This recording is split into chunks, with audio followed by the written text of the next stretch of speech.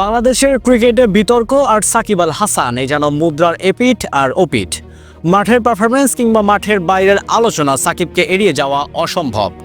গত কয়েক মাস ধরে গুঞ্জন ছিল সাকিবের যুগ কি তবে শেষ, কিন্তু সব জল্পনা কল্পনার অবসান ঘটিয়ে এবার সাকিবের পক্ষে ঢাল হয়ে দাঁড়ালেন খোদ জাতীয় দলের সিনিয়র সহকারী কোচ এবং সাকিবের শৈশবের মেন্টর মোহাম্মদ সালাউদ্দিন।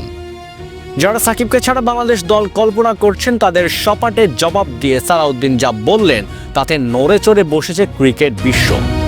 সাকিবের সক্ষমতা নিয়ে প্রশ্ন তোলায় যেন ক্ষোভে ফেটে পড়েছেন কোচ সালাউদ্দিন। গণমাধ্যমকে দেওয়া এক বিস্ফোরক সাক্ষাৎকারে তিনি স্পষ্ট ভাষায় বলেন, কেউ যদি বলে তারা সাকিবকে চায় না তবে সে একটা বোকার রাজ্যে বাস করছে। সালাউদ্দিনের যুক্তি খুব সহজ, সাকিব কেবল একজন খেলোয়াড় নন, তিনি একই সাথে দলের সেরা ব্যাটার এবং সেরা বলার।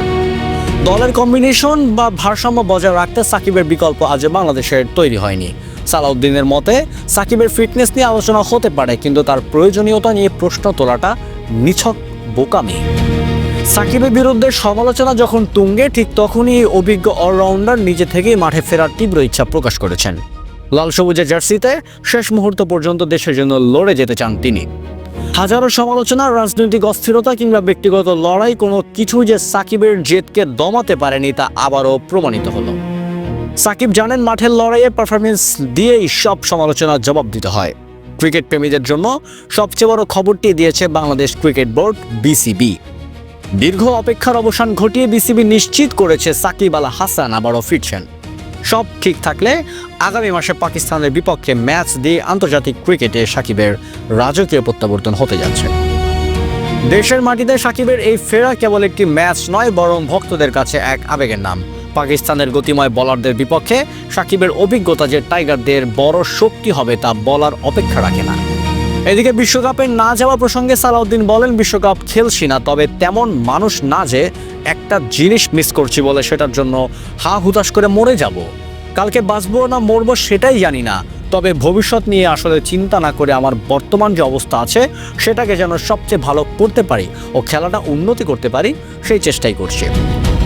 আইপিএলে চড়া দামে বিক্রি হওয়ার পরেও টুর্নামেন্ট থেকে মুস্তাফিজুর রহমানকে বাদ দেওয়ার পর থেকেই মূলত ঘটনার সূত্রপাত।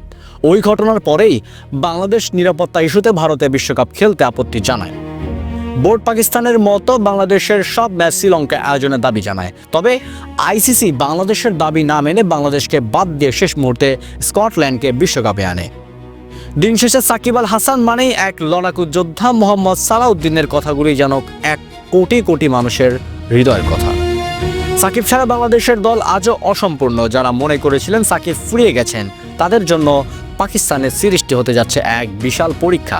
বোকার রাজ্য থেকে বেরিয়ে এসে বাস্তবতাকে মেনে নেওয়ার সময় কি তবে এখনই? আপনি কি মনে করেন? পাকিস্তানের বিপক্ষে সাকিবের অন্তর্ভুক্তি কি দলের ভাগ্য বদলে দেবে? সালাউদ্দিনের মতো আপনিও কি বিশ্বাস করেন সাকিব এখনো অপরিহার্য? আপনার মন্তব্য অবশ্যই কমেন্ট বক্সে জানাবেন। সাকিবের প্রত্যাবর্তনের প্রতিটি খবর পেতে আমাদের সাথেই থাকুন। দেখা হচ্ছে পরবর্তী আপডেট নিয়ে। ধন্যবাদ।